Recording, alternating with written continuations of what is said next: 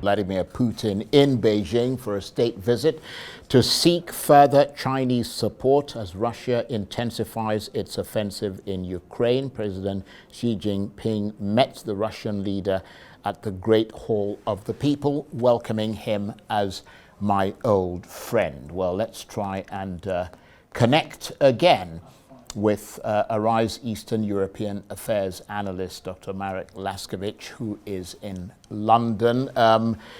Lazkeiwicz, let's give it another shot. Okay, I'm told that we haven't got Dr. Lazkeiwicz, which is really rather a pity, but we were talking about the essence of this visit, which is the relationship between Russia and China, the two economies so intertwined now, apparently, and particularly significant for Russia at a time when it is cut off by sanctions, some would say savage sanctions imposed by the West. So in a sense, Russia's invasion of Ukraine has actually accelerated the political ties between Russia and China, as well as the economic ones. So there's a huge trade taking place between the two countries.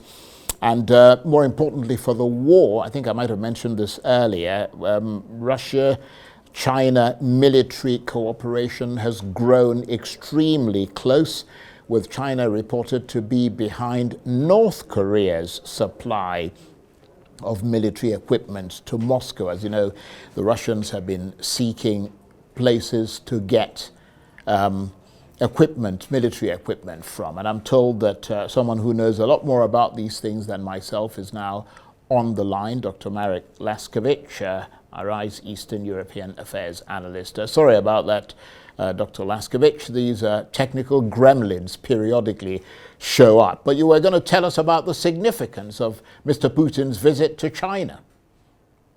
It is an extremely important visit. The point is not so much what is said as the fact that they're visiting. They are quite clearly seen together. The implication is that China is everything except a formal ally in the war. They have deep business connections, they have political links, and as a result, this is an extremely a visit which is pregnant with possibilities as just how far they could go further. What is quite clear is that Russia, President Putin chose to come to China first of all, as he underlined. So the significance can scarcely be overstated. What is equally important, though, is that it is not a question of, at present, they're moving forward to becoming formal allies in the war, and therefore it is, from that point of view, simply a confirmation of much of what was before. In other words, as before, nothing great changed, but on the other hand, very significantly, they will work together to some degree.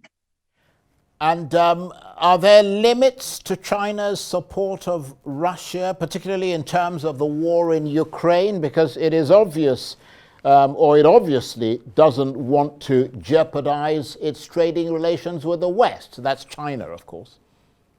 Precisely. Therefore, as I stated, it is simply more of the same in this respect.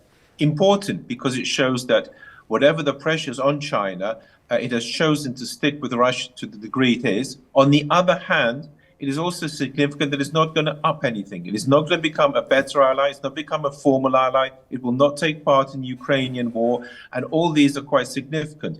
In any case, Russia is getting its supplies that it needs from other places, such as North Korea. So this is not a fundamental problem for President Putin.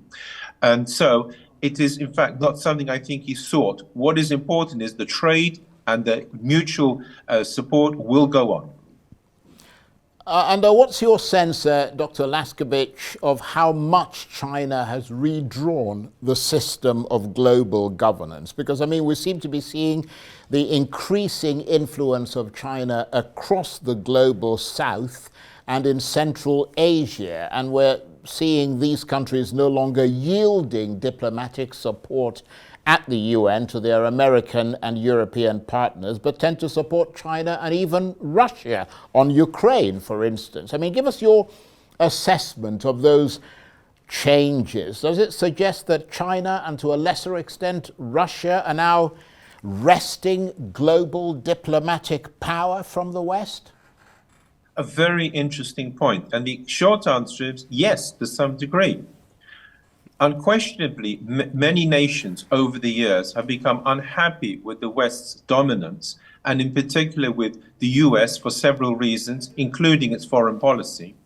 And here there's Russia again challenging the USA, and China is supporting this challenge. And it is certainly clear that some political influence around the world is now no longer purely of support for America, but it's support for China and even Russia. In any case, although the West has a quite clear narrative about the Russian-Ukrainian war, Russia has a different one, and other nations do not automatically support the West. It is very much a case that Russia is not a pariah, as has been stated. Russia is rather engaged, if you like, in cold hostilities, if I can put that, with the West, in the sense there's no open war, apart from, of course, Ukraine, with the rest of the West. On the other hand, it is not trading as much with the rest of it is trading to some degree more than one would, of course, prefer, but nonetheless, it is much less than before. But that does not mean that Russia is a pariah, because there is the entire rest of the world out there, and it certainly is giving some support to China and even to a degree to Russia. Yes. Very interesting indeed. Dr. Marek Lazkeiwicz, thank you very much. I would have wanted to talk to you considerably longer, but sadly, because of our technical glitches, we've run out of time. Dr. Marek Lazkeiwicz is Arise Eastern European Affairs Analyst. He was talking to me there from London.